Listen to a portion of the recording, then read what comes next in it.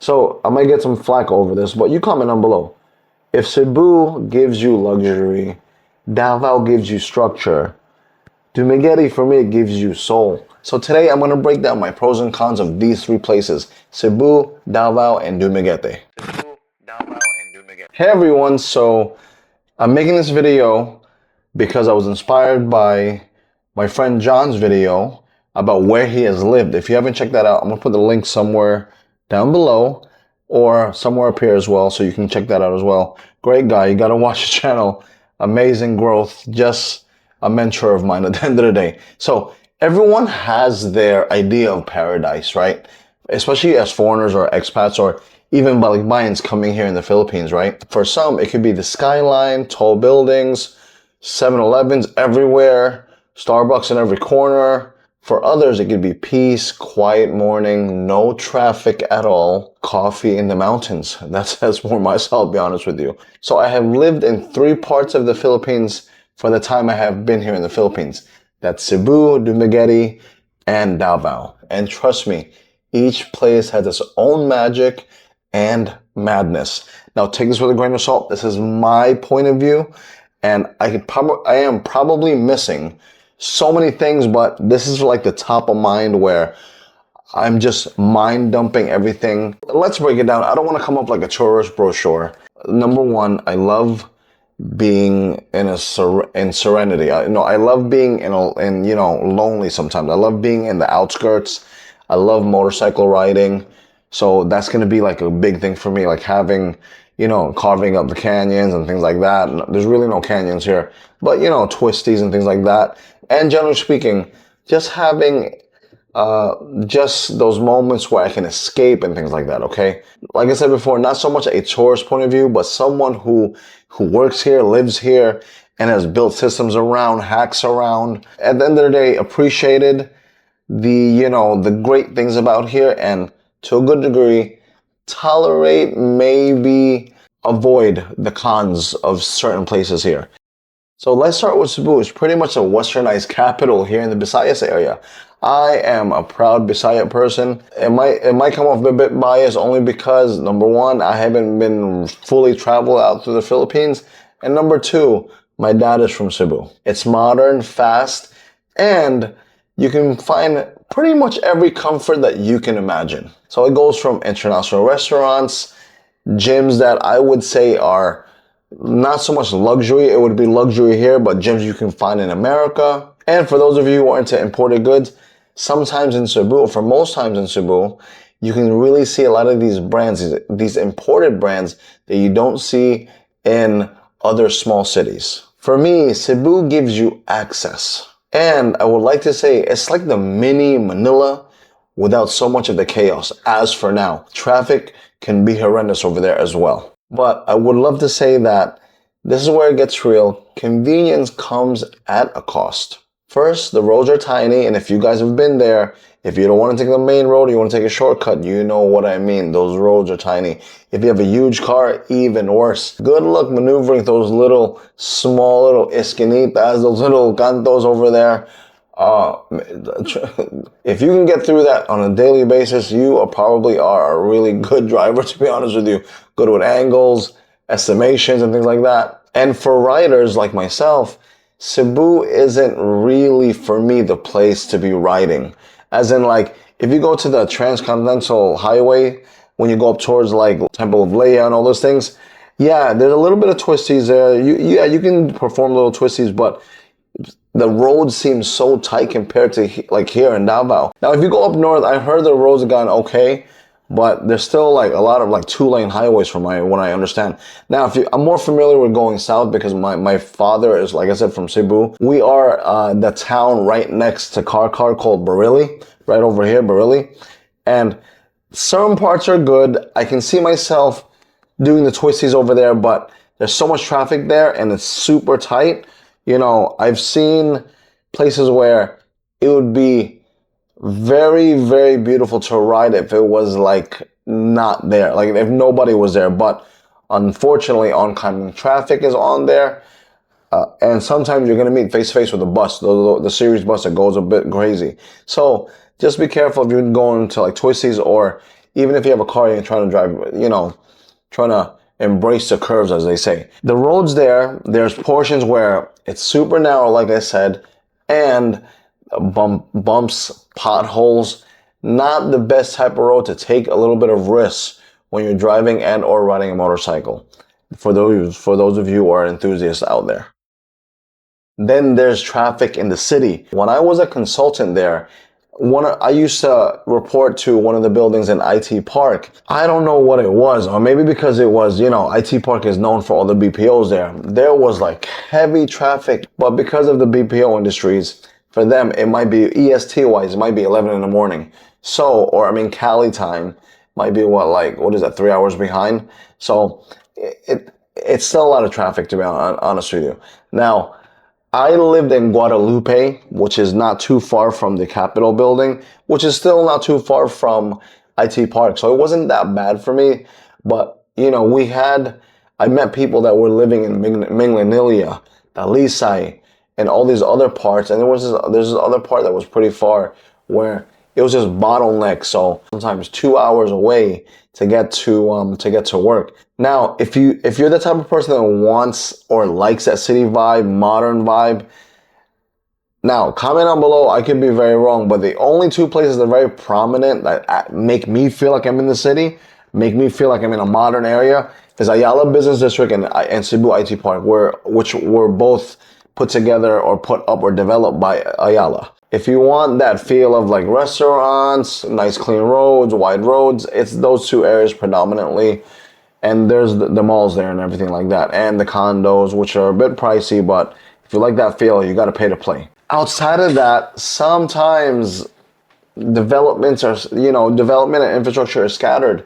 When you go down to like SM Seaside and SM City, over there by I forget the area over there, but the roads are they're not as wide, but when you go down that way, it's like the warehouse district by SMC side. No, SM City.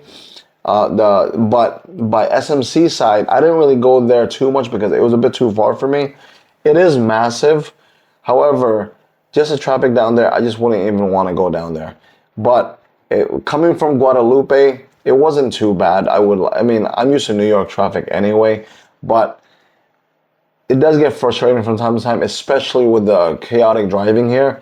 It just exacerbates the stress even more. But I would say like the traffic is definitely a no-no or a con for me. Convenience comes at a cost. You're around these things that for many Westerners it would be like a smooth transition to some extent, but it comes at a cost, and sometimes that cost might be a migraine pill. I don't know.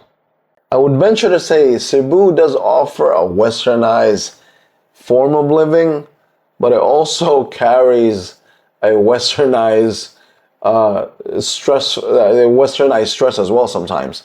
Now, this is just Cebu City. Cebu in general is pretty big.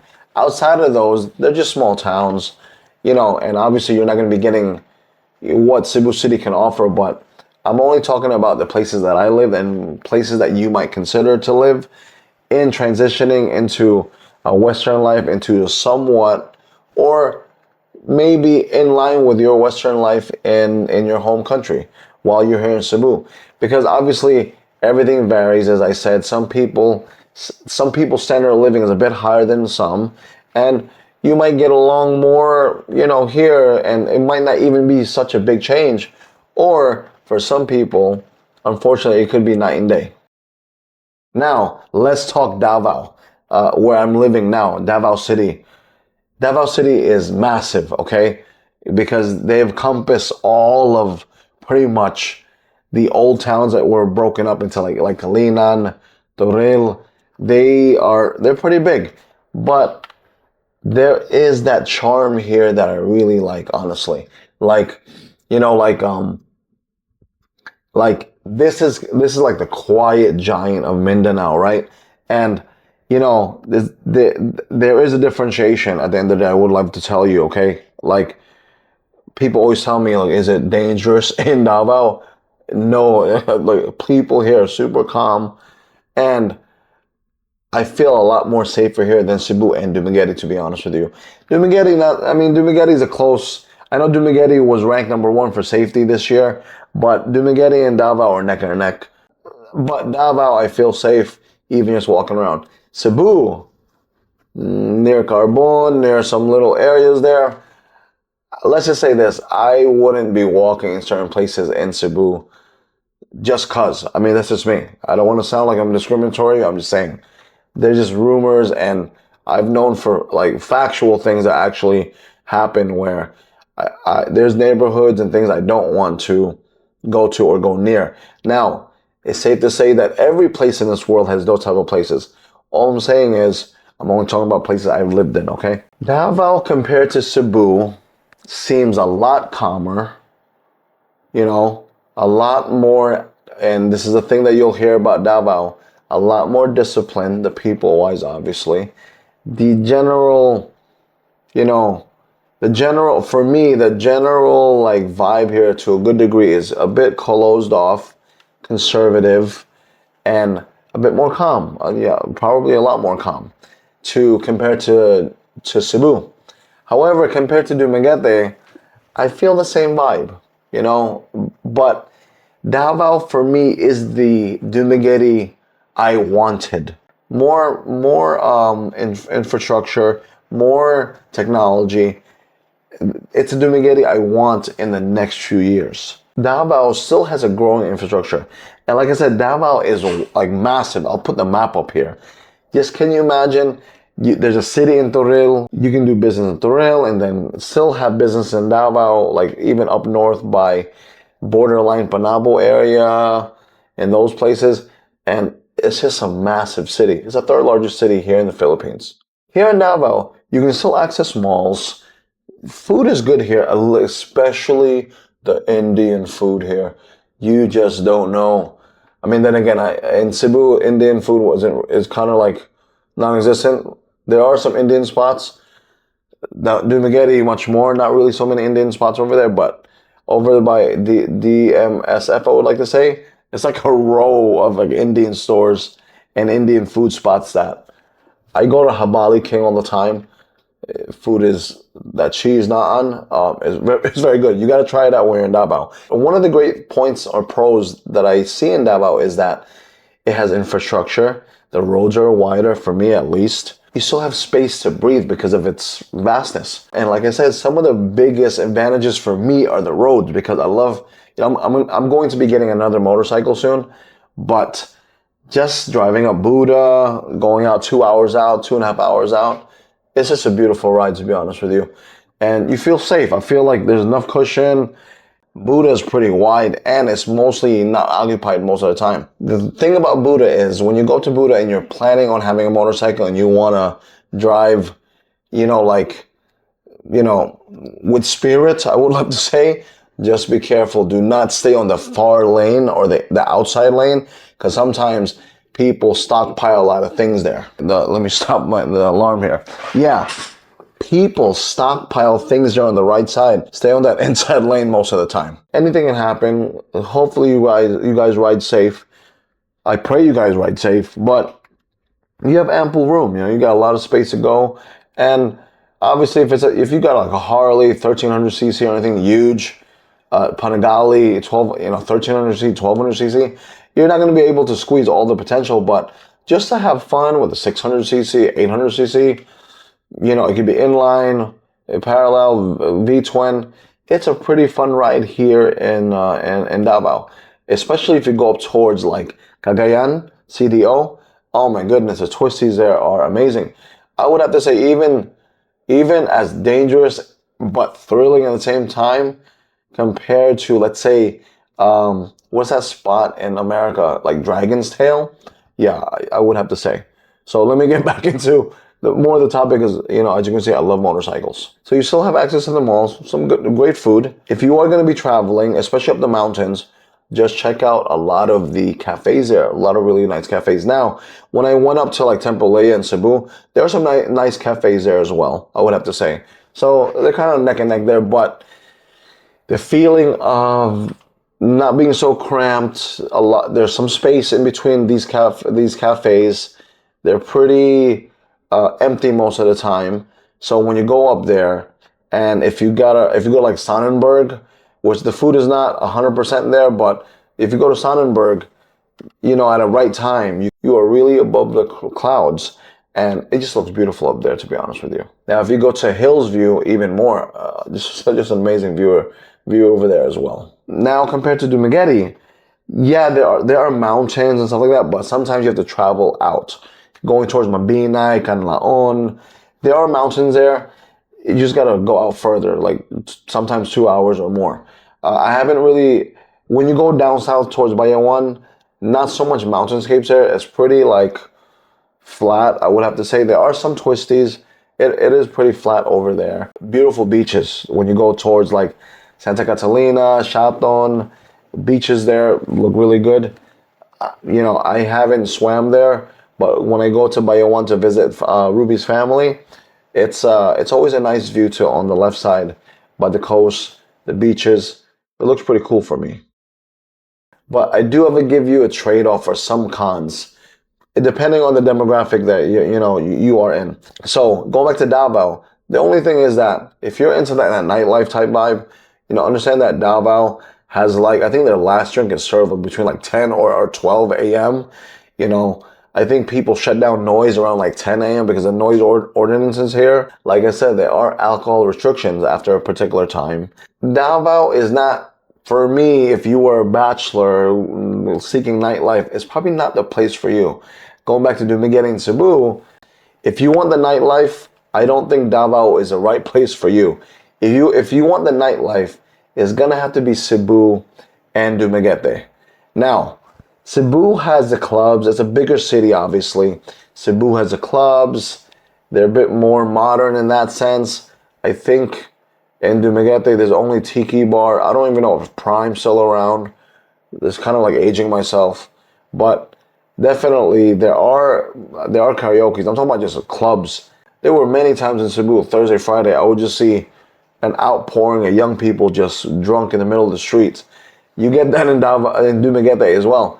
If you go by a Tiki Bar, all throughout North Point, all of the Escanio, the whole entire road there, certain times, Thursday, Friday, I don't want to sound like I'm over exaggerating, but sometimes there are probably like 500 people over there. Just, it looks like a freaking rave sometimes.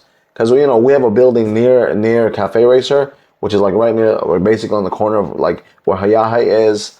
We have a property there, and when we drive down there on like a Thursday, Friday, Saturday, it's a madhouse, to be honest with you. But if you're looking for nightlife, you might want to consider Cebu and Dumaguete. If you're looking for more like traditional, what you're used to, like if you're in Atlanta, New York, or whatever, Cebu might be a better fit for you. For you bachelors out there, I might be a bit biased, but there's a lot of talent, I would like to say, in Cebu and Dumaguete. That's all I'm saying. If you're looking for more peace, structure, calmness, Davao City is, for me, the way to go. I would venture to say Davao gives you that rare mix sometimes, here in the Philippines especially, of like freedom and order. Yeah, I'd leave it at that, because you gotta be here to really understand that. For me, it's less chaos and more calm. It's a good fit for me. That's all I want to say, okay? Let's break down Dumaguete. And for me, Dumaguete, as in Dumaguete, the city, like I'll show you the map here. This is a city, pretty small, very, very small. When you go to the outskirts, it gets even more provincial, I believe. Like even if you go to Cebulan up north or to Bacong, where I'm in, it still hasn't reached. It feels like it's stuck in a time capsule sometimes. And the crazy thing is, and I don't want to get too deep into it, but Dumaguete is a town of old money. A lot of wealth is in Dumaguete, but for reasons that I can't explain, it never grew like a Davao or other cities around that, that wanted to move forward. People say corruption, people say this. I don't really want to get into it, but I do know there's a lot of old money there. Now, the physical town, like the city of Dumaguete, it's very quaint. It's like in a time capsule. You can see by Suleiman Hall over there, because we have a property by Suleiman Hall, and you can see it hasn't really changed. But for me, that's where the charm is, to be honest with you. I love architecture, old architecture. I love like ancient things. So, and I'm not saying it's ancient. It's nowhere near ancient, but I love watching those type of things. And Dumaguete gives me that because, on one side of it, you have the mountains, like you have mountains. Obviously, I'm gonna be a bit biased because my mom is from there. I have family there, so it hits a soft spot for me. But that's where, like I said, the charm is. It's very intimate for me. Deep inside of me, the entrepreneur inside of me wants it to grow, but deep inside of me also wants it to stay the same. So we'll see what happens, to be honest with you. One side you have mountains, but on the other side, beautiful beaches, all types of color sand. The beaches for me, it does it for me over there. So I might get some flack over this, but you comment down below. If Cebu gives you luxury, Davao gives you structure, Dumaguete for me, it gives you soul. There's a different energy over there. It's not that electrified energy like I feel in Cebu. It's not that conservative nature energy that I find in Davao City. Dumaguete just has that, like, it's an aliveness, but it's like I really can't put it into words, to be honest with you. Like I said, I can be very biased, but I feel at home. I feel like, this is kind of weird, but I feel like I'm amongst my people. I don't know. That's all I'm saying. Now, Dumaguete is a college town. A lot of young people there traveling from all parts of the Philippines. It's youthful, creative, and a bit noisy sometimes. If you go, like I said before, if you go to spots like North Point, Escanio, along the seawall, for me, a particular demographic, younger crowd, I wouldn't want to see you if you're out there with, like, you're 65 years old. I don't think it's a good look. But you're young, you're in your 30s, all the way down to like in your early 20s. It's a fun vibe. You know what I'm saying? Just don't get into trouble. But a lot of people just want to chill, hang out, have a good time. It's that type of energy. It's a college town for the most part. Like I said, Thursday, Friday, Saturday feels like freaking fiestas, or a fiesta every freaking week. So all I'm saying, like, if you're not into that, you might want to stay in the outskirts of Dumaguete to kind of get that provincial feel, that quiet feel. Like, let's say even motorcycles and modifying motorcycles, Cebu and Dumaguete are not as strict as Davao City. From my experience, I've gotten more tickets in Davao City for my exhaust. I've never got a ticket for my exhaust in Cebu and or Dumaguete. So yeah, that's the only thing that's like a drawback for me, because you have these little small 125s with like crazy exhaust that just does not make sense. But take that with a grain of salt. I love certain sounds. I'm not the type of person to turn away a beautiful V8, a V10, a V12, or inline 4, or any beautiful sounding engine. But a Raider with exhaust, it's not my it's not my cup of tea. Dumaguete is still and in that mode of improving, while for me, I personally believe retaining a bit of the heritage. Outside of Dumaguete City, as in Dumaguete City, some of the roads are already 4 lanes now, some roads even 6 lanes, because they're prepping for, especially the international airport that's going to be there soon, they're prepping for that. But in the town of Dumaguete City, I just don't think they're going to be opening those roads up anytime soon. I venture to say that's going to be like let's say like an uptown, downtown type of feel, or like a old part of the city versus like the newer, better infrastructure and bigger buildings that are probably going to go, or more than likely going to go, in Bakong. Just keep a lookout for that. If you're into that big feel, amenities available to everything, Dumaguete might not be for you. It is small. I think the biggest building still is Hotel Essentia. I could be very wrong there. Comment down below, but I think it has like 10 floors, I believe. So it only goes to show you, like, just be okay with that. Davao gives me that great balance for me. Cebu is a bit, I would have said, like, just a tad more modern, however, too chaotic. Dumaguete is, let's say, one notch down Davao for what I need it for, but there's just that charm where it's for me undeniable. I love. It's like a super chill town. For people who've never been to Davao and they actually visit and they're like, oh, this place is very calm and chill. Wait until you get to Dumaguete. At certain outside of these, like Escanio, outside of those bar areas, when you go to like Dawin, Samongita, Bakong, super chill. And everybody, I feel as if everyone's wearing slippers and board shorts and ready to swim at any given moment. That's how I personally feel. Quick breakdown on lifestyle so you guys kind of make it a bit more concise, right? So Cebu, for me, really good for entrepreneurs or expats who want that modern feel, modern comfort, but just, I'm telling you right now, be prepared for the congestion and a bit of frustration sometimes when you're in there.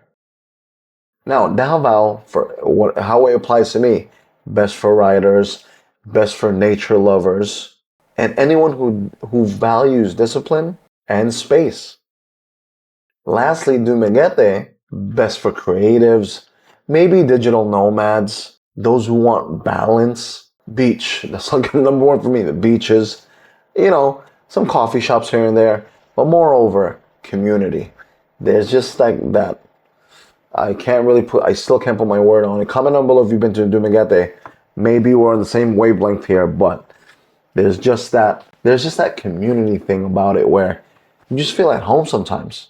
Now, for my life, yo sobre again, not anyone else there, just talking about my life.